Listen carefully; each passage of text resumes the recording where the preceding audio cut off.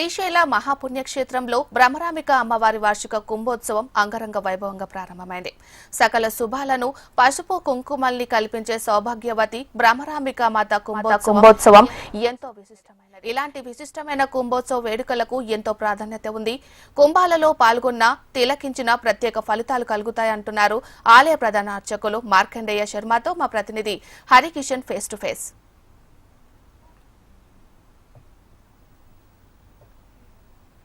శ్రీశైల మహాపుణ్యక్షేత్రంలో బ్రహ్మరాంబికాదేవి వార్షిక కుంభోత్సవం అంగరంగ వైభవంగా ప్రారంభమైంది. అసలు ఈ వార్షిక కుంభోత్సవాన్ని ఎందుకు నిర్వహిస్తారు, అమ్మవారికి ఎటువంటివి సాత్విక బలి చేస్తారో తెలుసుకునే ప్రయత్నం ఒకసారి చేద్దాం. ఆలయ ప్రధాన పూజారి మార్కండేయ శర్మ ఉన్నారు.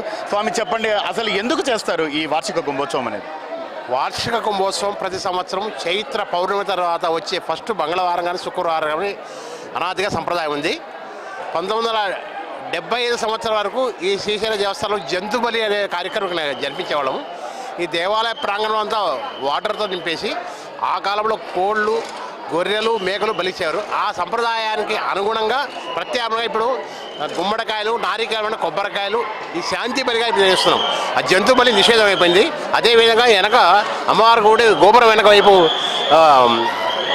దున్నపోతులు బలిచ్చారు. ఆ సంప్రదాయం కన్నా కూడా ఇప్పుడు అన్ని నిషేధం చేశాము. ఇది ప్రతి సంవత్సరం ఆనవాయితీగా నడుస్తున్నది. భ్రమరము ఉంటే 9 అరుణాసురుడు సంహారం చేసిన తర్వాత ఈ అమ్మవారు ఇక్కడ రుధిరగుండం ఉన్న దాంట్లో ఆ రక్తం ఖడ్గం అక్కడ కట్టి అదే జలముతో అమ్మవారికి ప్రతినిత్యం అభిషేకం చేసి ఇప్పటికీ అదే సంప్రదాయం జరుగుతుంది.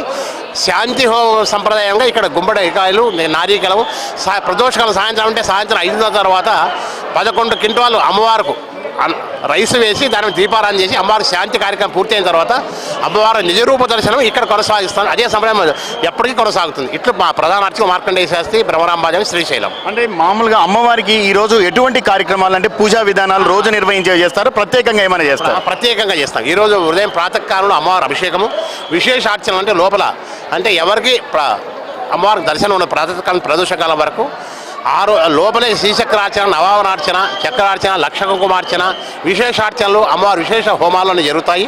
ఉదయం 6:30కు కొబ్బరికాయలు, గుమ్మడికాయలు బలిస్తాము. మళ్ళీ 9:30కు ఒకసారి మళ్ళీ కొబ్బరికాయలు బలిచ్చి నిమ్మకాయలు శాంతి కోసం కత్తితో కట్ చేస్తాము.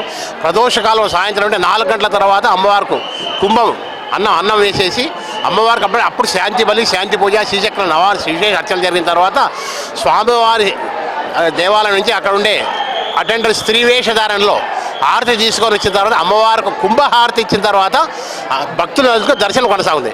ప్రదోషకాలం స్వామివారికి హారతి ఇచ్చిన తర్వాత స్వామివారి శాంతంగా ఉండాలని 11 కేజీల పెరుగన్నం అమ్మవారి లింగంతో కప్పేస్తారు. ఆ పెరుగన్నం ఉదయం మరుసటి రోజు ప్రసాదంగా భక్తులు వినియోగిస్తాం. ఈ వార్షిక కుంభోత్సవంలో పాల్గొన్న లేదా ఇది తిలకించిన ఎటువంటి ఫలితాలు కలుగుతాయి? ఈ వార్షిక కుంభోత్సవంలో పాల్గొన్న వారికి, అనారోగ్యంగా ఉన్న వారికి కానీ, పెళ్లి కాని వారికి కానీ, ఏమన్నా ఉద్యోగాలు కానీ ఈ పాల్గొని ఈ తిలకించితే ఆ అమ్మవారి ఆలయంలో ఉన్న నిమ్మకాయలు తీసుకెళ్ళి ఇంట్లో గుమ్మాన్ని కట్టుకున్నా, తాగినా అన్నింటి వాళ్ళకి అనుకున్న కోరికలు నెరవేరుతాయి. చివరిగా చెప్పండి స్వామి, అంటే ఆలయ మగ ఉద్యోగి మాత్రమే ఎందుకు స్త్రీ వేషధారణతో అమ్మవారికి కుంభహారతి ఇస్తారు? స్వామివారు మల్లికార్జున స్వామి శివుడు అవతారంలో ప్రత్యామ్నాయంగా అదే విధంగా కొనసాగిందే ఇక సంప్రదాయం. ఆయన శివుడు అర్ధనారీశ్వరుడు, అందుకోసం స్త్రీ వేషధారణలో వచ్చి ఇక్కడ అమ్మవారిని చూస్తాడు. అదేవిధంగా ఈశ్వరుడు అర్ధనారీశ్వరంగా అవిధంగా భావించి చీరద అలంకారంలో ఇక్కడ అటెండర్ వస్తాడు. ఈరోజు అరుణాసుర సంహారం తర్వాత రౌద్రంగా ఉన్నటువంటి అమ్మ సాత్విక బలితో శాంతి అవుతుంది. అరుణాసురుడు అమ్మవారు ఈ బలిహరణ ఆ అన్నవారిని శాంతిస్తుంది. ప్రజలంతను దేశం సుఖసంగా ఉండాలని, పాడి పంటలు సమృద్ధిగా జరగాలని అమ్మవారు ఇక్కడ ఈరోజు శాంతించి అందరి కోరికలు నెరవేరుస్తుంది. ధన్యవాదాలు స్వామి, చక్కగా చెప్పారు.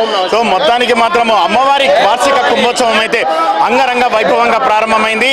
ఈ వార్షిక కుంభోత్సవంలో పాల్గొన్న, తిలకించిన సకల దోషాలు తొలగిపోతాయని చెప్పేసి ప్రధాన అర్చకులు సెలవిస్తున్నారు. మరోవైపు స్వామివారికి సంబంధించి మధ్యాహ్నం నుంచి కూడా ఆలయ దర్శనం అనేది కూడా మూసివేస్తున్నారు. కేవలం ఇప్పుడు అమ్మవారి దర్శనానికి సంబంధించి సాయంత్రం 7 గంటల తర్వాత అమ్మవారి దర్శనం ఉంటుంది, అప్పుడు స్వామివారి దర్శనం ఉండదు.